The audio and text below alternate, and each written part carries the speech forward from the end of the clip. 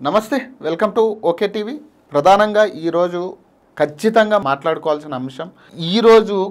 ఒక అంశం మనం ఒక వార్త చక్కర్లు కొడతా ఉంది వరంగల్లోని కొత్తవాడకు చెందిన ఇద్దరు మైనర్లు బాలిక బాలుడు మరి వీళ్ళిద్దరూ ముద్దు పెట్టుకుంటూ ఒక వీడియో తీసుకుని దాన్ని ఇన్స్టాగ్రామ్లో పోస్ట్ చేశారంట ఎంత అంటే ఆ వయసులో అసలు ఏం తెలుసు అంటే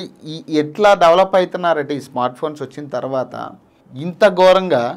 ఇద్దరు పాపం వాళ్ళ వల్ల పాపం ఫ్యామిలీ ఎఫెక్ట్ అయింది బాగా దాదాపు 50 మందికి తలలు పగిలినాయి అంట ఈ గొడవకి సంబంధించి క్షణాల్లో వైరల్ అవ్వడం వల్ల కుటుంబ సభ్యులు అలాగే ఫ్రెండ్స్ చూసి ఒకే వీధిలో ఉంటారు వీళ్ళు ఒక్కసారి ఆ వీడియో కూడా మనం చూద్దాం దీనికి సంబంధించి ఒకసారి ఆ వీడియో చూస్తే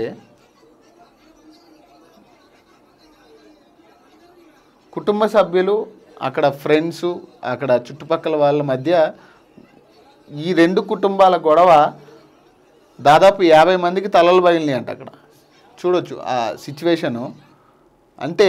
ఇట్లా చిన్న తప్పిదం ఇది ఈ బాలిక బాలుడి మధ్య ప్రేమ ఒకే వీధిలో ఉంటారంట వీళ్ళిద్దరు మళ్ళీ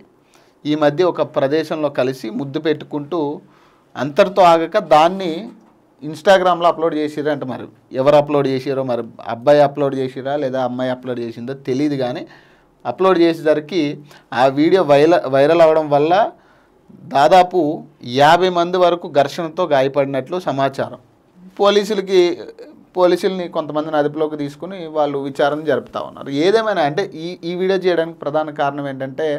ఇలాంటి సంఘటనలో ఖచ్చితంగా ఇందులో తల్లిదండ్రుల బాధ్యత కూడా చాలా ఉంటుంది ఎందుకంటే ఒక ఏజ్ వచ్చేసరికి ఖచ్చితంగా మన కూతురునో కొడుకునో మనం కంట్రోల్ చేసుకుంటూ ఉండాలి ఖచ్చితంగా వాళ్ళు ఏం చేస్తున్నారు అనేది ఒక ఆలోచన కానీ వాళ్ళు ఏం చేస్తున్నారని ఖచ్చితంగా కనిపెట్టుకుని ఉండాల్సిన సిచ్యువేషన్స్ ఉన్నాయి ఖచ్చితంగా ఇప్పుడున్న ఈ టెక్నాలజీ పెరుగుతుంది టెక్నాలజీ ఎక్కడికి వెళ్ళిపోతుంది ఏ టెక్నాలజీ వచ్చినాయని మనం మురిసిపోవాల్సిన అవసరం లేదు దీనివల్ల కూడా చాలా అనర్థాలకు దారితీస్తూనే ఉంది ఈ యూట్యూబ్లో రకరకాల వీడియోలు ఇవన్నీ చూస్తే ఖచ్చితంగా ఈ ఇన్ఫ్లుయెన్సర్స్ అని కొంతమంది తయారయ్యారు ఈ మధ్యన ఈ ఇన్ఫ్లుయెన్సర్స్ ఏం చేస్తున్నారంటే రకరకాల సంబంధం లేని అంశాలను తీసుకొచ్చి లేదా సంబంధం లేని వీడియోలని వాళ్ళు పోస్టులు చేయడం పరిస్థితి అసలు దానివల్ల ఎట్లాంటి ఉపయోగం ఉండదు సమాజానికి వీటి వల్ల కొంత మోటివేట్ అవుతూ ఉన్నారు ఈ యువత అనేది సో వీటన్నిటికీ కొంత దూరంగా ఉండాలి ఈ మైనర్ అనేసరికి ఖచ్చితంగా మనం స్మార్ట్ ఫోన్లు అలవాటు చేసుడు ఇవన్నీ బంద్ చేసి ఒక